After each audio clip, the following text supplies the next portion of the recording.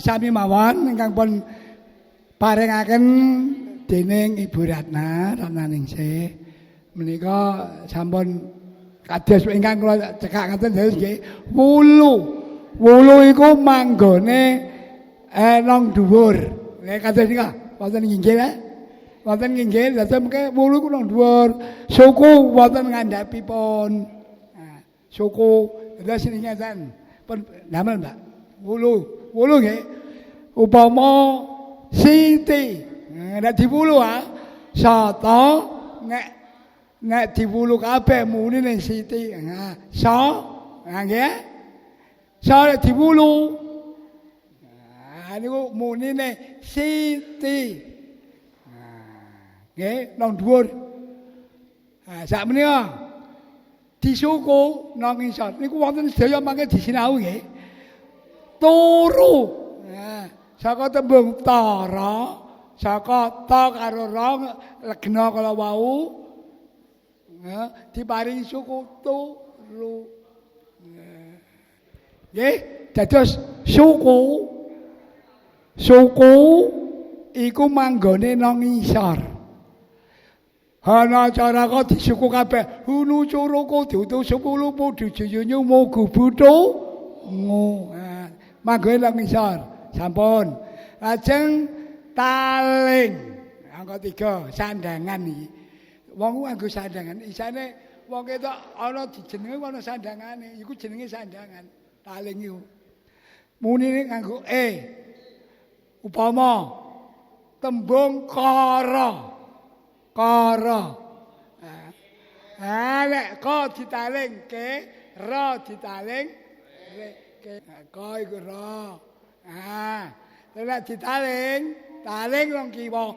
Taling iku manggone nang sisih kiwane aksara legena. Nggih? Ayo, monggo. Nah, makane kere. Niki cepet jare engko. Mengke jenengan gentos graden. Napa? Dewe ya do di dilatih. Ngono do ndak wonten do menonton sedaya nggih. Iya. Ora dewe, do kalau do mun benten. Do wonten do piyambak. Nggih. Lajeng taling tarung. Nah, ko saiki nulis kowe. Ko taling tarung. Taling tarung itu nek bahasa Indonesia mengapit aksara legena. Ditaring tarung iku mengapit. Nggih. Ngapit. Nek basa Jawane ngapit iku apa? Basa gramane. Nek kowe nek basa nek jenengan basa.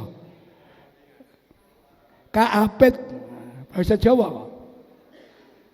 Bahasa Indonesia berdampingan bahasa Jawa kaapit iku kasumbul. Jumenengipun Mbah Noh kasumbul dening Bapak Surana kalian Bapak Supriyono pamanipun ngaten kasumbul. Kaapit. Kene taling tarung. Jadi kowe sampun. Koko, ruko, nulis ruko ra iso. Ruko ra disuku ka ditaling tarung sampai men sae estu. Ru iku terus iku jenenge ruko. Nah. Tak gampang-gampang iki. Nah, gampang. Bareng wis popot lajeng sampun sedaya nggih. Popot kari sing nganggo tembung sego. Sego. Panjenengan sinau gak dikaro nulis ya sampe nek ujian ora iso nulis kok. Panjenengan nggih gladi. Sego. Kados Bu Guru menika terus rego. Sak menika re karo le ora ana ra dipepet. Ora ana. Ro dipepet salah. Dados nganggo po cerek. Apa? Po cerek kemunine re. Itu sing beda. Jadi po cerek karo ngolelet lemu. Nah, tapi lemu ya akeh. Wonten pandangan ana pitakonan? Ngapa, Mbah? Lemu ngo dilelet ora entuk lo dipepet. Nggih. Ngolelet halaman niku kaca 17, kaca 11, kaca iku basa Jawa tegese bahasa Indonesia halaman. Sampun nggih? Sandangan wis rampung? Pun lajengaken Mas. Ben sandangan sampun wonten kan badhe mundhut priksa. Sandangan ku yo nyandangi aksara legena. Legena ku apa le? Oh, lha iki mau durung iki. Mau nak pisan aksara legena. Ana cara ku aksara legena. Legena ku tegese basa apa? Pinter lho. Legena ku tegese uda. Nanti nek panjenengan nembeng legena ya pas lagi uda panjenengan nembeng legena. Legena uda. Basa Jawa iku. Monggo. Pinter-pinter kok basa Jawane kok. Alhamdulillah. Sanesipun nggih sami monggo mangke menawi saged. Pun pas keliru ora apa-apa. Salah, ora ana basa salah. Nggih. Nek keliru dibenerno ora salah. Terus sandangan panyigek wanda. Nah, pinter iki muridku sing pinter ya niki ngelingno gurune. Panyigek wanda. Oke. Kalau wau sampun sandangan swara ingkang fungsinipun kangge ngowahi swara utawi aksara vokal. Lajeng sandangan ingkang angka kalih menika dipun wastani sandangan panyigek wanda utawi sandangan paten. Menika cacahipun wonten sekawan. Ingkang kapisan menika dipun wastani layar. Wujudipun corek wonten ing sanginggiling aksara.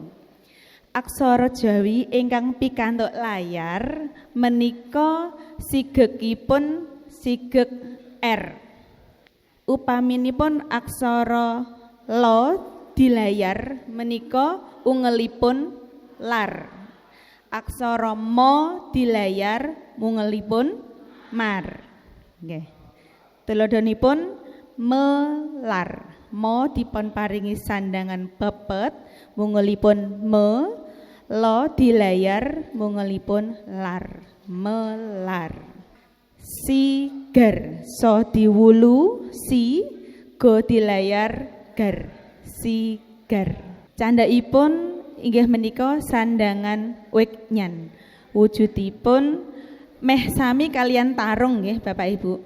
Ananging bentenipun menika menawi weknyan buntutipun radi panjang. Ngoten. Sandangan weknyan menika aksara Jawa ingkang pikantuk sandangan weknyan menika winginipun mawi paten h. Mateni h. Menawi tuladhanipun menika salah aksara so, aksara lo diweknyan wungelipun salah. Kabeh aksara ko, aksara bo ditaling lajeng dipun weknyan. Kabeh. Tuladhasanipun tembung menapa Bapak Ibu? Subuh. Nggih.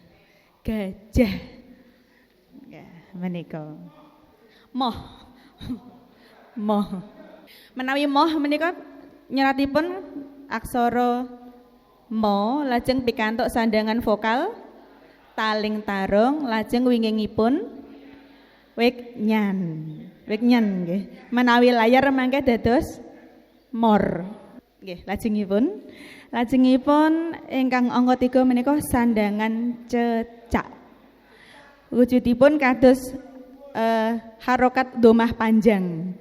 Menika fungsinipun kangge paten eng. Terus aksara Jawi ingkang pikantuk cecak menika wingkingipun mateni eng. Tuladanipun pedang. Aksara pa dipepet mungelipun pe, aksara do dicecak mungelipun dang. Dipun waos pedang. Lajeng ireng. Aksara h diwulu i, aksara menapa wau ingkang mungel re. Pajereg dipun paringi cecak mungelipun reng. Dipun waos ireng. Lajeng ingkang pungkasan menika sandangan pangkon. Sandangan pangkon aksara legena ingkang dipun serat ketambah mawi sandangan pangkon utawi dipangku menika dados sigeg utawi mati. Fungsinipun kangge sigeg kejawi mateni eng kalian h. Menika aksara Jawa dipangku dados sesigeg aksara konsonan. Menawi aksara ka dipangku dados menika mateni aksara ma dipangku mateni em. Dados aksara vokal o ingkang wonten wingking wau dados ical, dados aksara mati utawi aksara konsonan. Tuladanipun papan.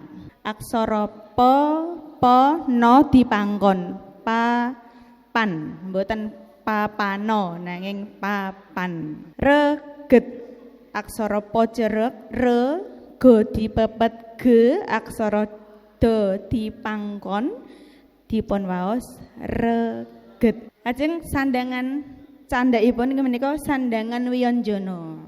Sandangan pambukaning wanda. Menika utawi dipun wastani sandangan dobel konsonan. Ingkang kapisan menika penwastani cacahipun wonten gangsal nggih Mbah. Ingkang kapisan menika sandangan pengkal. Wujudipun kados pangkon nanging anggenipun nyerat terus rumiyin lajeng nawi pangkon.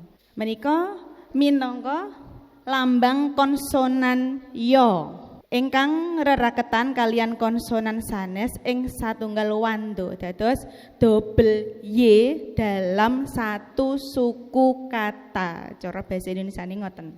Tuladanipun nyerat gebyar. Aksara go dipepet lajeng bo dipengkal diparingi layar. Waosipun gebyar. Kopiah. Aksara ko ditaling tarung, po dipengkal, wingkingipun diparingi sandangan panyigeg utawi paten h weknyan. Kopiah. Tuladha sanesipun napa? Kiai. Oke. Napa melih Bapak Ibu? Gebyur. Kepyur. Ambyar. Kopyor. Nah, mekaten. Terus satu suku kata dobel y. Menika nyeratipun ginakaken sandangan pengkal. Lajeng candhaipun sandangan cakra. Wujudipun mekaten. Fungsinipun sandangan cakra minangka lambang konsonan ingkang reraketan kalian konsonan sanesipun setunggal wanda. Dados sulihipun aksara rangkep ra. Dobel R dalam satu suku kata. Tuladanipun cakra. Ko dicakra waosipun kra. Dados wonten sisipan R wonten antawisipun ko lan o. Cakra. Sandangan cakra menika saged dipun paringi sandangan kecuali sandangan pepet. Dados saged kra, kri, kru, kre, kro. Nanging menawi kre menika mboten pareng dicakra pepet. Awit menika wonten ngandhapipun ingkang dipun wastani cakra keret. Cakra keret menika kangge double R nanging khusus ingkang wingkingipun vokal e. Tuladhanipun kretek. Menika dipun waos kretek napa kretek? Kretek. Srengenge. Tuladha sanesipun menawi nyerat napa Bapak Ibu? Sregep greget. Mboten aksara sa dicakra lajeng dipun paringi sandangan pepet ananging cakra keret radi ngruwel ngandhapipun.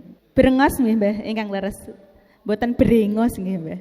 Brengos kula nggih nembe ngertos menawi waosipun brengos, biasane nggih brengosen ngoten nggih. Brengosen brewoken ngoten.